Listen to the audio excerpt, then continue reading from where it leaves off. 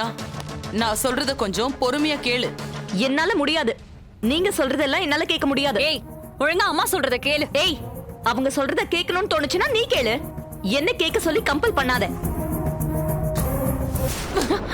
மா, என்ன பண்றீங்க? நான் என்ன சின்ன குழந்தையா? போன் எல்லாம் புடுங்குறீங்க? கொடுங்கம்மா. என்கிட்ட இருந்த போனை புடுங்க. நீங்க யாரு? நான் யாரா? ஓ அம்மாடி.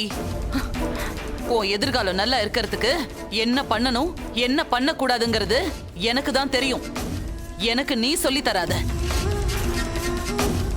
நான் உன்னை முதல்லயே கண்ட்ரோல்ல வச்சிருந்தா நீ இந்த அளவுக்கு வந்திருக்க மாட்ட. சரி, போனது போகட்டும். இப்பவும் ஒன்னும் கெட்டு போயிடல. நான் சொல்றத கேளு. அதெல்லாம் முடியாது. மாயா, எனக்கு பிடிக்காததை பண்ணணும்னு சொன்னா நான் பண்ண மாட்டேன். உங்க வீட்ல இருக்கேங்கிறதுக்காக நீங்க சொல்றதெல்லாம் கேட்டுக்கிட்டு வேலைக்காரி மாதிரி இருப்பேன்னு மட்டும் நினைக்காதீங்க. அப்படியா? அப்ப கிளம்பு, வெளியில போ. வீட்டை விட்டு வெளியில போடி. ஏய், நீ சும்மா இரு. ஏய், போடி. இப்ப நீயா போகலனா நானே உன் கழுத்தை புடிச்சு வெளியில தள்ளிடுவேன். இந்த சொத்துல ஒரு பைசா கூட உனக்கு கிடைக்காத மாதிரி பண்ணிடுவேன். அது மட்டும் இல்லடி, உன் டெபிட் கார்டு கிரெடிட் கார்டு எல்லாத்தையும் பிளாக் பண்ணிடுவேன். சும்மா மிரட்டாதீங்கம்மா. எனக்குன்னு ஒரு ஐடென்டிட்டி இருக்கு. அதை வச்சு நான் வாழ்ந்துப்பேன். எனக்கு யாரோட ஹெல்ப்பும் தேவையில்லை. என்னடி பேசிட்டு இருக்க? அதுக்காக கல்யாணம் ஆகாம நீ அம்மா வாயிடுவியா? புருஷன் இல்லாம குழந்தை பெத்துப்பியா?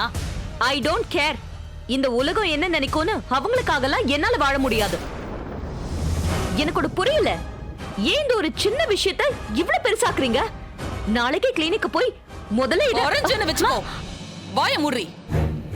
கர்ப்பமானதே தப்பு, இதுல இன்னொரு தப்ப பண்ண பாக்குறியா?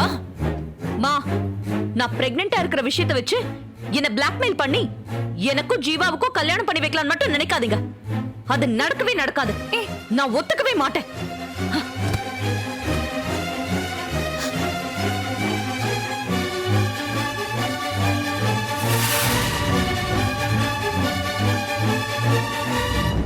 ஏய், எந்திரி. இப்ப நீ ஜீவாவை கல்யாணம் பண்ணிக்க போறியா இல்லையா? முடியாது. என்ன பண்ணுவீங்க?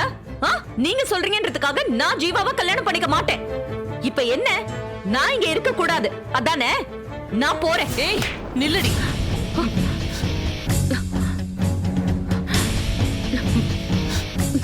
மா, மா, கையை விடுங்க. வலிக்குதுமா. ஏய், உங்க அம்மா யாருன்னு உனக்கு சரியா தெரியலடி. நான் பிடிவாதம் பிடிக்க ஆரம்பிச்சேன்னு வச்சுக்கோ, உன்னோட இந்த திமிரெல்லாம் 2 செகண்ட்ல தூள் தூளாயிடும். பாக்குறியா? கௌதமுக்கு இப்போ 42 வயசு. இவ்ளோ நாள் ஆகியும் அவனுக்கு ஏன் கல்யாணம் நடக்கலன்னு தெரியுமா? ஏன்னா அவனுக்கு கல்யாணம் நடக்கட்டும்னு நான் முடிவு பண்ணல. இப்ப அவனுக்கு கல்யாணம் நடக்க போகுது. ஏன் தெரியுமா? அவனுக்கு கல்யாணம் நடக்கணும்னு நான் முடிவு பண்ணிருக்கேன்.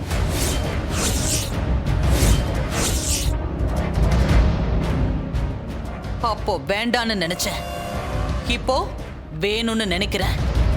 ஏன் தெரியுமா? எல்லாம் உங்களால.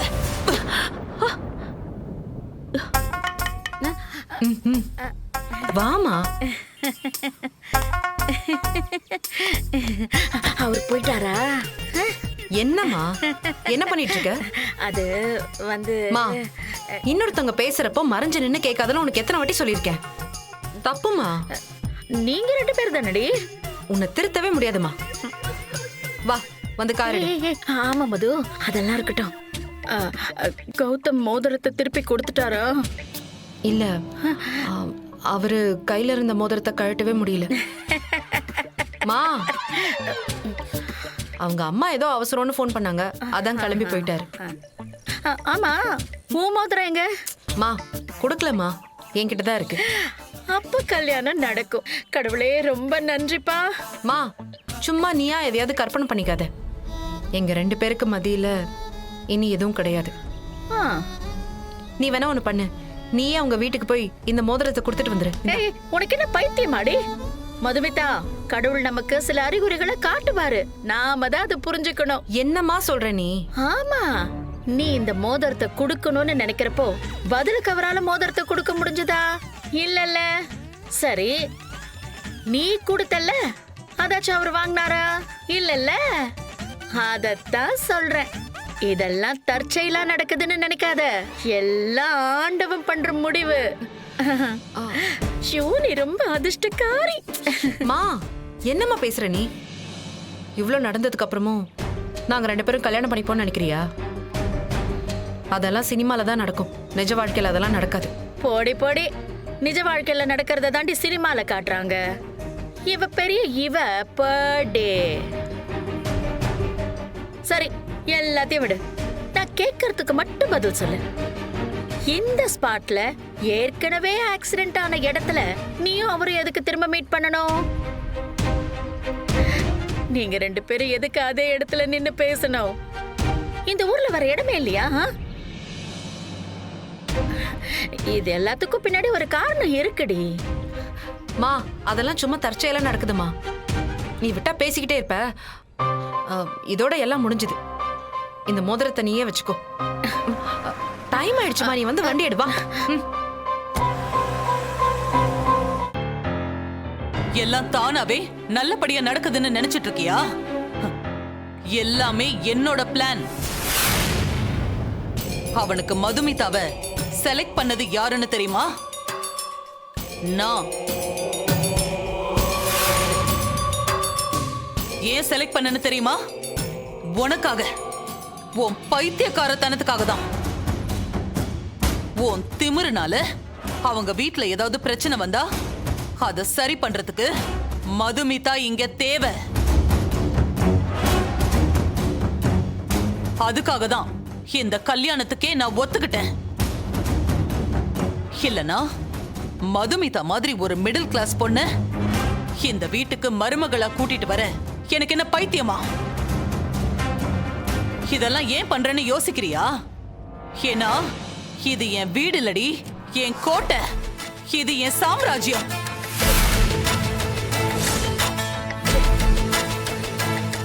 என் சாம்ராஜ்யத்துல நான் சொல்றது மட்டும்தான் நடக்கணும். அப்படிதான் இத்தனை நாளும் நடந்துகிட்டு இருக்கு. இனிமேலும் அப்படிதான் நடக்கணும்.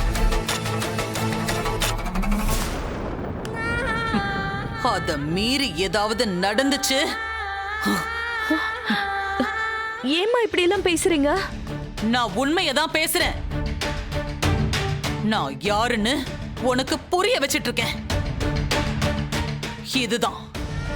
இதுதான் என்னோட நிஜமான முகம்.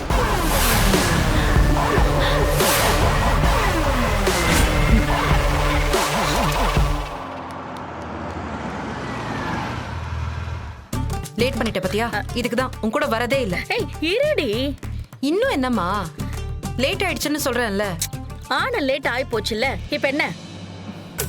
இத பாரு, உலகத்துல எதுவுமே காரணம் இல்லாம நடக்காது. யார் கூட ஆக்சிடென்ட் பண்ணி வைக்கணும்னு அந்த கடவுளுக்கு தான் தெரியும். மா, திரும்பவும் ஆரம்பிக்காத. இதையெல்லாம் கேக்குறதுக்கு எனக்கு பொறுமை கிடையாது.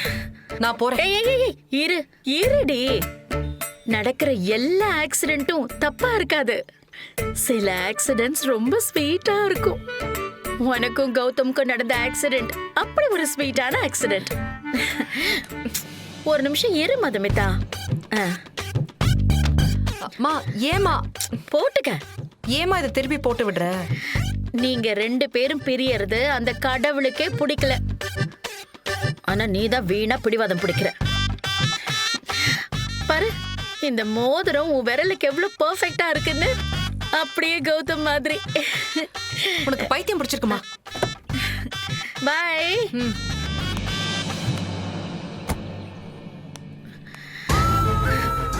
கடவுளே, இவ்வளவு தூரம் வந்துருச்சு.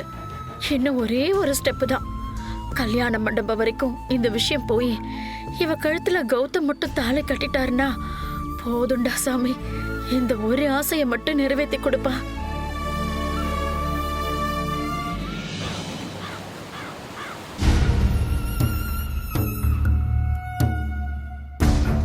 கௌதம் அவனோட பொண்ணு மாதிரி நினைச்சிட்டு இருக்கான். நான் அவன்கிட்ட போய் இந்த சின்ன குழந்தை நல்லா குடிப்பா, ஏகப்பட்ட பாய் ஃப்ரெண்ட்ஸ் அவளுக்கு இருக்காங்க, அதுலயும் கல்யாணத்துக்கு முன்னாடியே இப்படி பிரெக்னெண்டா இருக்கான்னு சொன்னா அவன் என்ன பண்ணுவான்னு கொஞ்சம் யோசிச்சு பாரு. இத வெறும் பிளாக்மெயில்னு நினைக்காத. நான் மட்டும் இன்னும் கொஞ்சம் டென்ஷன் ஆன இது எல்லாத்தையும் செஞ்சு காமிச்சிருவேன். ஒண்ணு மட்டும் நல்லா புரிஞ்சுக்கோ, கௌதம் செய்யற ஒவ்வொன்னுத்துக்கும் பின்னாடி இருக்கிறது நான் மட்டும்தான். நான் என்ன யோசிக்கிறேனோ அதத்தான் அவன் செய்வான். என் மனசுல என்ன இருக்கோ அதத்தான் அவன் சொல்லுவான். இப்ப அவன் உன்னை உயிருக்குயிரா நினைக்கிறானே, எப்படி? அப்படி நினைக்க வச்சது நான். அத மாத்த எனக்கு ஒரு நிமிஷம் கூட தேவைப்படாது. இன்னைக்கு உனக்கு இவ்ளோ தூரத்துக்கு மரியாதை வரத்துக்கு காரணம் என்னன்னு தெரியுமா? அவன் தங்கச்சிங்கிறதுனாலதான்.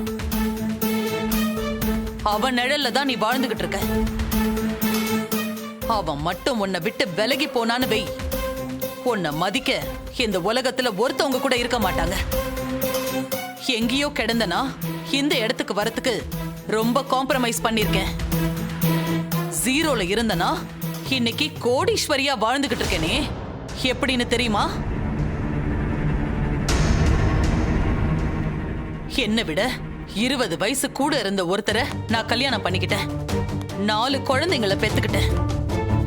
உங்க அப்பா போனதுக்கு அப்புறம் உங்க எல்லாரையும் வச்சு கௌதமுக்கு எமோஷனை காமிச்சு நீதாண்டா என்னோட பெரிய பையன்னு சொல்லி சொல்லி அவனை என் பேச்ச கேக்குற பொம்மை மாதிரி மாத்தி வச்சிருக்கேன். அன்னையில இருந்து இன்னைக்கு வரைக்கும் எனக்கு கிடைச்ச எந்த ஒரு சந்தர்ப்பத்தையும் நான் விட்டதில்ல. என் சுயநலத்துக்காக ஒவ்வொன்னுத்தையும் நான் யூஸ் பண்ணிருக்கேன். நீ இப்ப எடுத்திருக்கிற முட்டாள்தனமான முடிவால நான் இவ்ளோ நாள் கஷ்டப்பட்டு சம்பாதிச்சதெல்லாம் ஒரு நொடியில என் கை விட்டு போக நான் விட மாட்டேன். கடைசியா சொல்றேன், உன் வாழ்க்கை நல்லா இருக்கணும்னா நான் சொல்றத கேளு. உன் அண்ணன் கிட்ட போய் ஜீவாவை கல்யாணம் பண்ணிக்கிறதுக்கு சம்மதம்னு சொல்லு. என் பொறுமைய சோதிக்காத, புரியுதா? இந்தா புடி.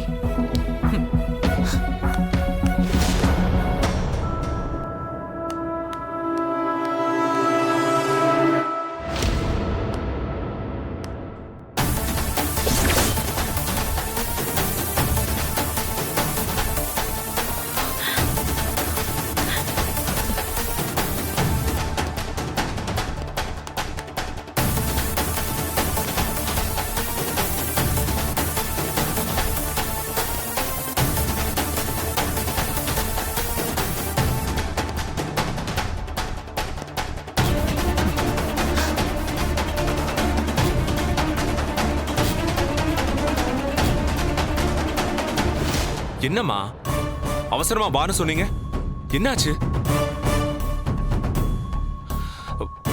மாயா, உனக்கு ஒண்ணும் இல்லையே? கேக்குறான்ல, சொல்லு சொல்லு.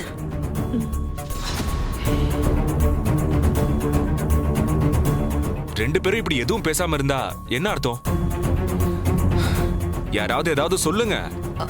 சொல்ல வேண்டியது நான் இல்ல, மாயா.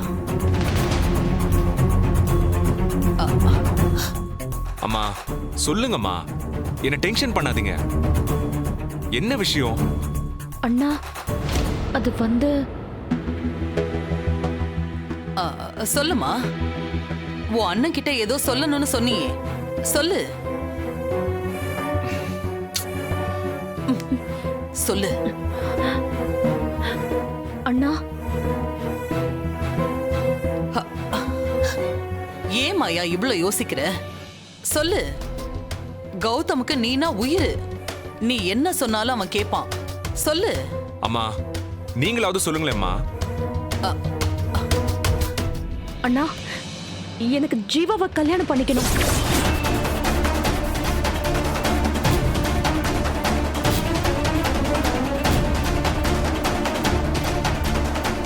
எனக்கு ரிலேஷன்ஷிப்பை பிரேக் பண்ண இஷ்டம் இல்ல. எனக்கு அவன் வேணும். ஏதாவது பண்ணுங்கண்ணா, அவ்வளவுதான். என்னம்மா இதெல்லாம்? நீ என்ன பேசுறன்னு உனக்கு புரியுதா? அவன் உன்னை அடிச்சிருக்கான், அசிங்கப்படுத்திருக்கான். அத நீ மறந்துட்டியா? கௌதம், ஜீவா பண்ணது தப்புதான், நான் ஒத்துக்கிறேன். ஆனா அவன் காரணமே இல்லாம அப்படி நடந்திருக்க மாட்டான். நம்ம மாயா மேலயும் தப்பு இருக்கு. என்னம்மா சொல்றீங்க?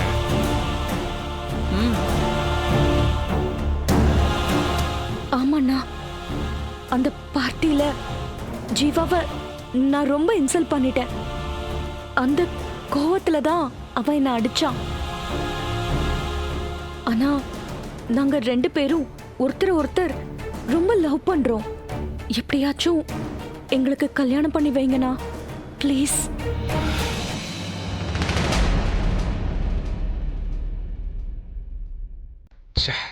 தப்பு பண்ணிட்டேன். ஜீவா சொன்னதெல்லாம் நிஜம். நான் தான் அவசரப்பட்டுட்டேன். ஐயோ,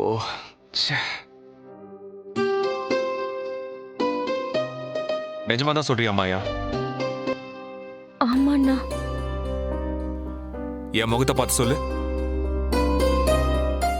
நிஜமா தான் சொல்றேன்னா. ஜீவா உன்னை அடிச்சிட்டாங்கிற கோவத்துல அவங்க வீட்டுக்கு போய் வாய்க்கு வந்ததெல்லாம் பேசி அந்த அபார்ட்மெண்ட் முழுக்க எல்லார் முன்னாடியும் அவனை அசிங்கப்படுத்திட்டு வந்திருக்கேன். இப்ப அவங்கள எந்த முகத்தோட போய் திரும்ப பார்ப்பேன்? அப்படியே நான் போனாலும் அவங்க ஒத்துக்குவாங்களா? நானும் இதையத்தான் சொன்னேன் கௌதம். ஆனா இவ ஜீவாவை தான் கல்யாணம் பண்ணிப்பன்னு ஒத்த கால்ல நிக்கிறா. நான் என்ன பண்றது? இவ பிடிவாதம் தான் உனக்கு நல்லா தெரியுமே.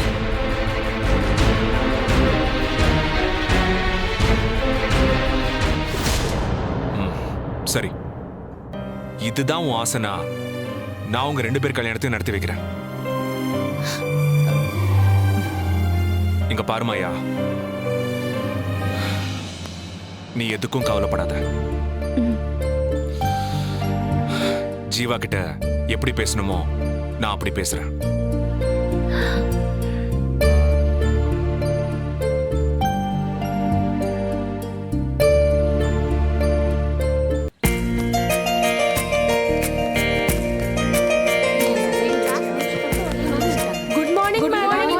Good morning. Good morning. உட்காருங்க.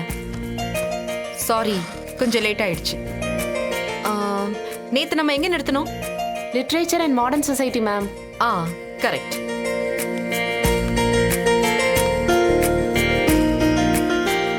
அவங்க போட்டிருக்க என்கேஜ்மெண்ட் ரிங் சூப்பரா இருக்குல்ல? ஆமா. அந்த பிசினஸ் கிங் கௌதம் பழனிசாமி அன்னைக்கு கார்ல கூட வந்தாரே, அவர் தான் கொடுத்திருப்பாரு. அது டைமண்ட் ரிங்கா இருக்குமோ? பின்ன கவரிங் ரிங்க கொடுப்பாரு, பெரிய கோடீஸ்வரண்டி.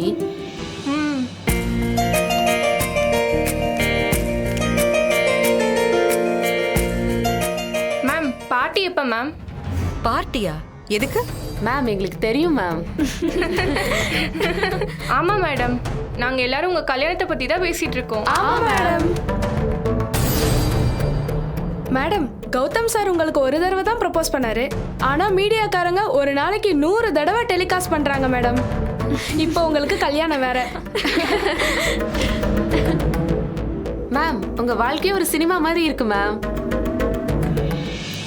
அவ்வளோ பெரிய விஐபி உங்க முன்னாடி முட்டி போட்டு ப்ரப்போஸ் பண்ணாரே, செம்ம வீடியோ மேம் அது. செம்ம வீடியோ மேம் அது. போதும் போதும் போதும். இருக்கிற போர்ஷனே இன்னும் முடிக்க முடியல. இதுல என் கல்யாணத்தை பத்தின டிஸ்கஷன் தேவையா? உங்க 2 பேருக்கும் லவ் எப்படி ஸ்டார்ட் ஆச்சுன்னு எங்க எல்லாருக்கும் தெரிஞ்சுக்க ஆர்வமா இருக்கு மேம். அது என் பர்சனல். உங்களுக்கு சப்ஜெக்ட்ல டவுட் இருந்தா மட்டும் கேளுங்க. மேம், முதல்ல ப்ரப்போஸ் பண்ணது நீங்களா இல்ல கௌதம் சாரா மேம்? சொல்லுங்க மேம், உங்க கல்யாணம் எப்போ? என்கேஜ்மெண்ட் எல்லாம் சூப்பரா நடந்திருக்கு மேம். ஒரு ட்ரீட் கூட கிடையாதா?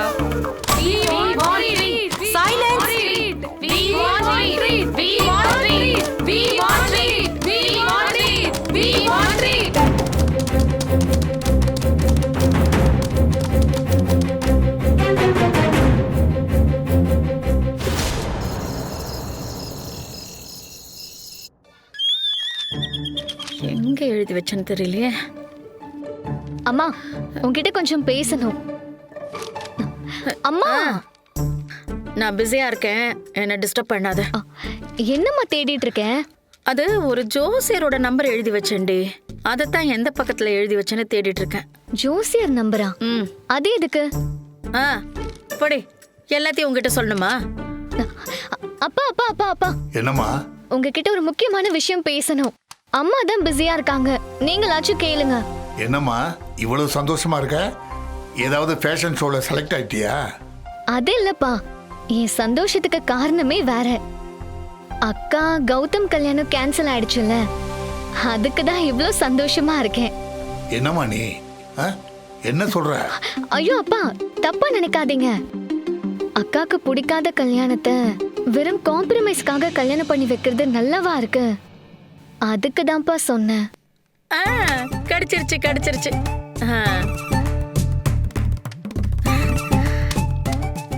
வணக்கம் ஜோசியரே, நான் மிஸ் கோயம்புத்தூர் 1988 மிஸ்ஸஸ் ரேணுகா ராமகிருஷ்ணன் பேசுறேன். என்னன்னா என் பொண்ணுக்கு ஒரு வரன் பார்த்துருக்கோம். என் பொண்ணு நட்சத்திரம் ராசி, மாப்பிள்ளையோட நட்சத்திரம் ராசி இதெல்லாமே நான் உங்க போனுக்கு அனுப்புறேன். நீங்க என்னன்னு கொஞ்சம் பார்த்து சொல்லுங்களேன், நான் லைன்லயே இருக்கேன்.